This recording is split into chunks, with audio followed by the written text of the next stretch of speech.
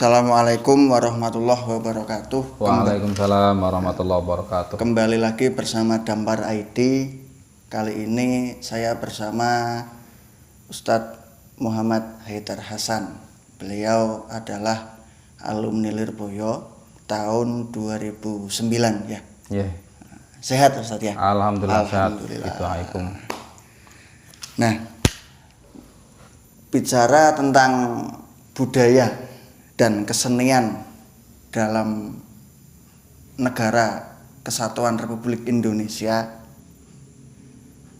itu banyak sekali budaya-budaya kita dan juga seni di negara kita. Yang kemarin juga sempat viral, katanya ada sesajen yang ditendang. Itu sangat ramai sekali pemirsa. Nah, yang sedang ramai sekarang, yang viral sekarang itu masalah wayang. Nah, di media sosial baik YouTube, Facebook dan yang lainnya, ya ramai. Mungkin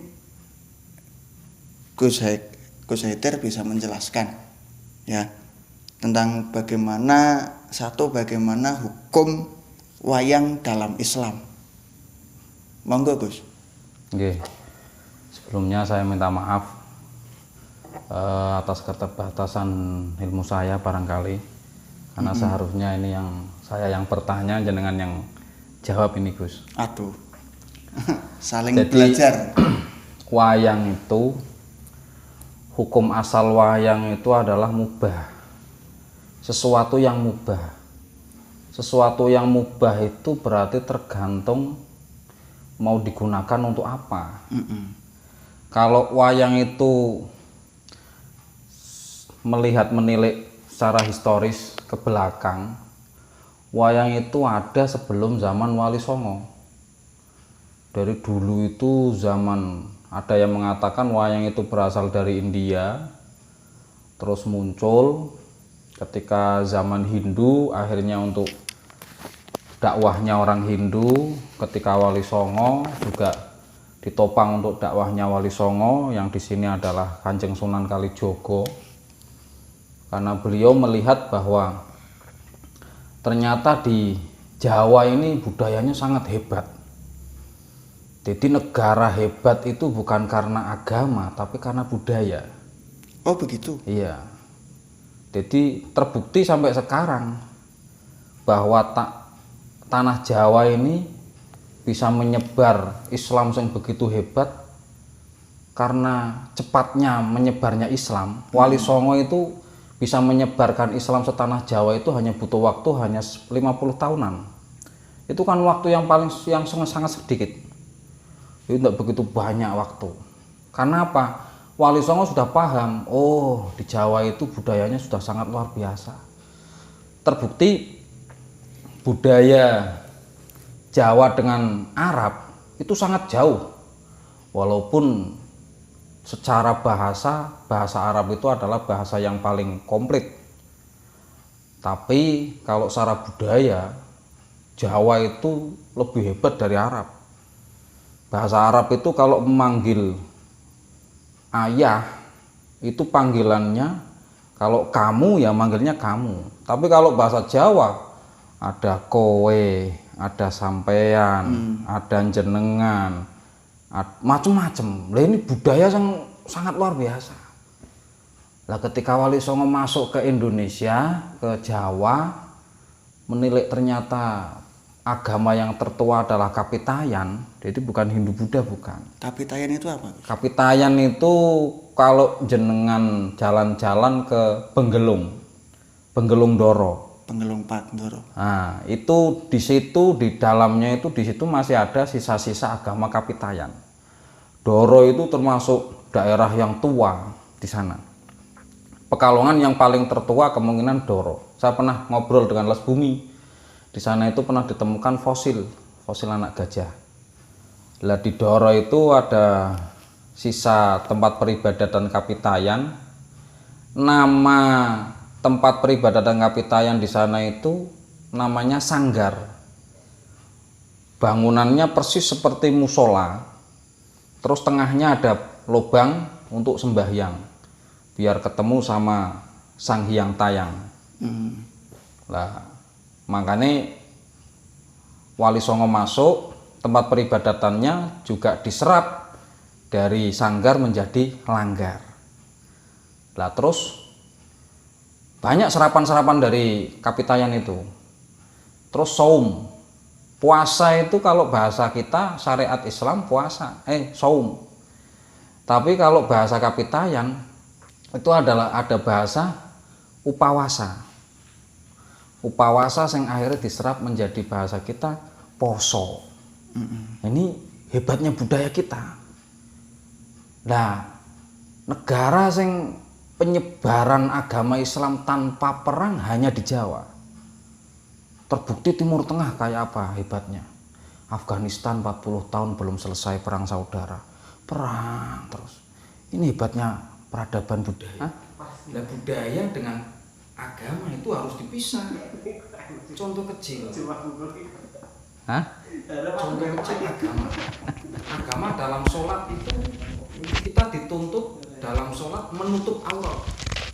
Tidak dituntut menutup auratnya itu menggunakan apa itu tidak. Tapi syaratnya adalah menutup aurat saja.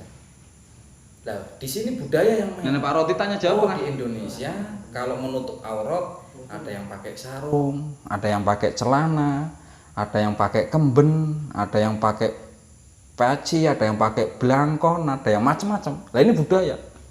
Makanya kalau di Arab pakainya jubah, lah itu budaya mereka.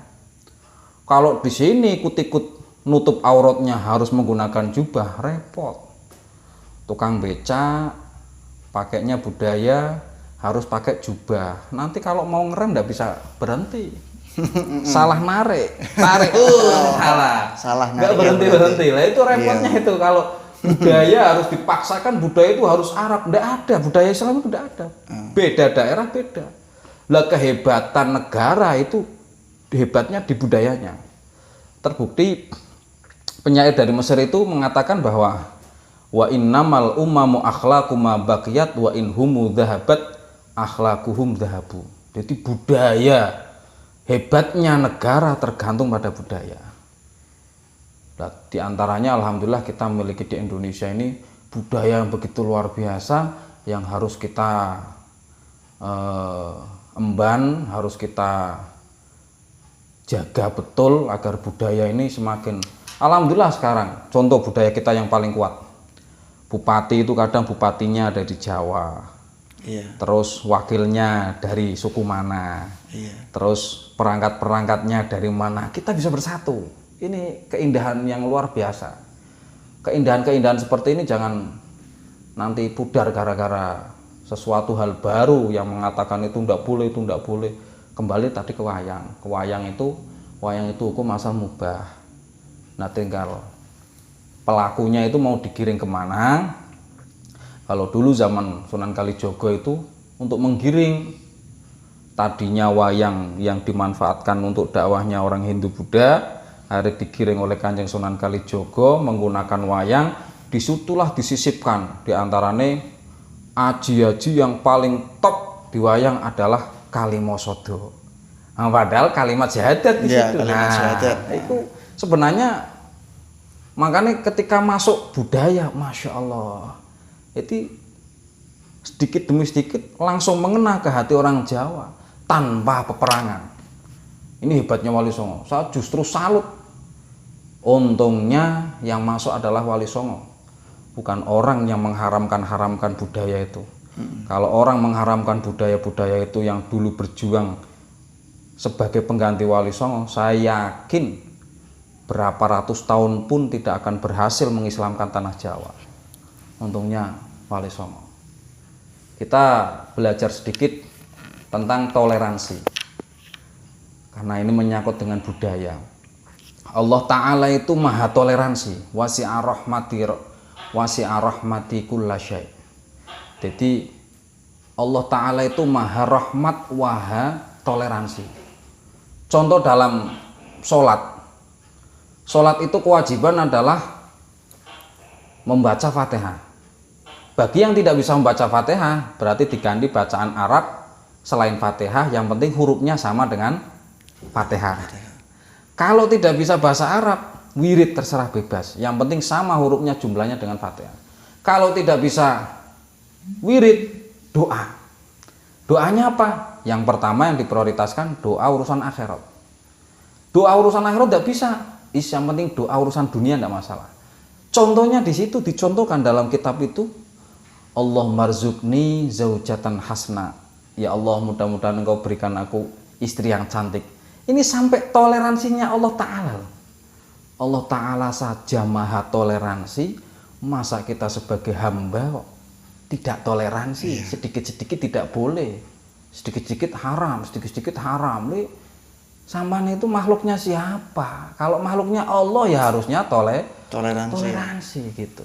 Jadi sekilas sejarah wayang itu diantaranya itu, Gus. Mungkin dari saya menarik itu sekali. Nah, untuk selanjutnya ini, Gus, sebatas mana kesenian itu diperbolehkan dalam Islam? Kesenian, sebatas mana kesenian itu diperbolehkan dalam Islam, Gus? Semua kesenian itu pokok yang tidak melanggar syariat.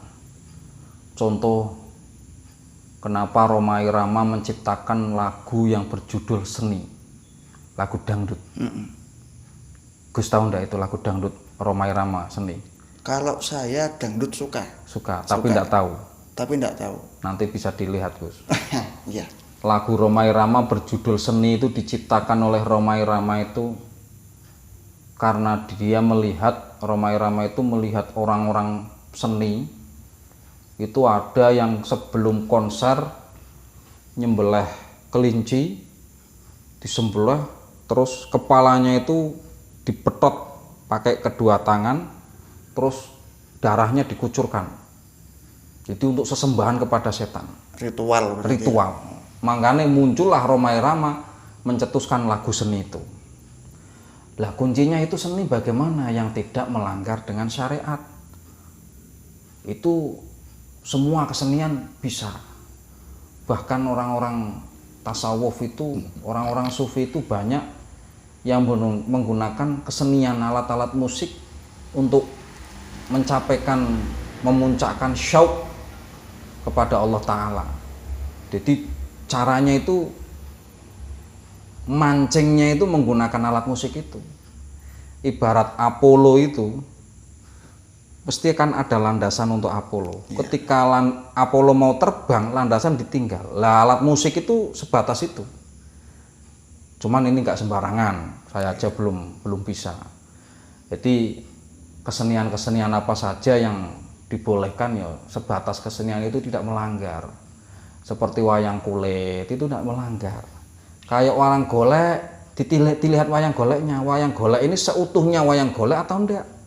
Kalau seutuhnya itu tingkat bikin wayang goleknya berarti haram, karena nanti dituntut sesuai hadis, nanti disuruh untuk memberikannya nyawa. Tapi kalau wayang golek yang tersebar itu enggak, wong itu kepalanya tok wayang golek itu. Iya. Kepalanya tok, badan enggak ada ke bawah. Dikasih baju berarti. Nah, dikasih baju. Jadi itu enggak masalah. Jadi paling wayang golek yang tersebar itu hanya kepala. Kan enggak mungkin kalau dikasih nyawa kepala tok. Jadi kesimpulannya itu kalau menurut saya sebatas tidak melanggar syariat. Nah, budaya-budaya apapun sebatas itu tidak melanggar syariat, yo monggo. Jadi jangan sampai kita sebagai orang Indonesia jangan mudah dikacaukan oleh orang-orang yang sekarang muncul itu. Kita maklumi saja lah. Ibaratnya mereka itu pengetahuan agamanya masih kurang, jadi harus dimaklumi saja. Kalau saya ibaratkan dulu, saya pernah ngaji dengan kiai saya itu, orang-orang yang sedikit-sedikit tidak boleh itu kayak orang itu menggunakan pakaian yang terlalu besar. Dia itu anak kecil, pakaiannya kebesaran, bahasanya seperti itu. Iya. Terima kasih Gus ya untuk obrolan malam ini. Siap, sama-sama. Semoga apa yang jenengan sampaikan bisa bermanfaat bagi semuanya. Amin, amin. Terutama amin. saya juga bisa ngaji. Iya, sama-sama. Ngaji dengan jenengan. Saling ya. ngaji. Iya. Dari saya, wassalamualaikum warahmatullahi wabarakatuh.